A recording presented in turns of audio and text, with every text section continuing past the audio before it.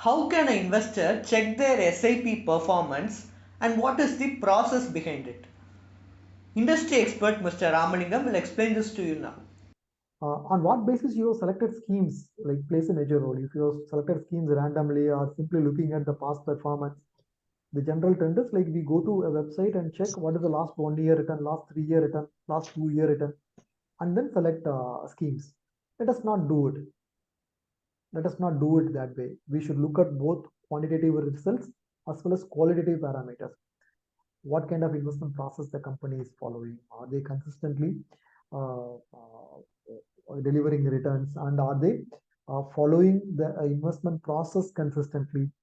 When a fund manager quits, how the fund will manage? When the fund manager goes out of farm, what is the kind of process they'll follow to put him back to the farm? Those things you should know. These are the qualitative parameters to judge a fund and then invest.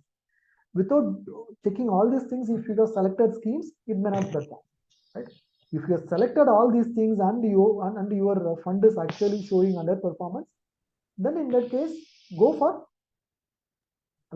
check how the fund is performing with the index, how the fund is performing with the category average. That will give you an idea, and review your portfolio with a professional financial planner or a professional mutual fund distributor. They'll guide you how to whether to continue SIP in the same fund or stop SIP there and continue in some other fund.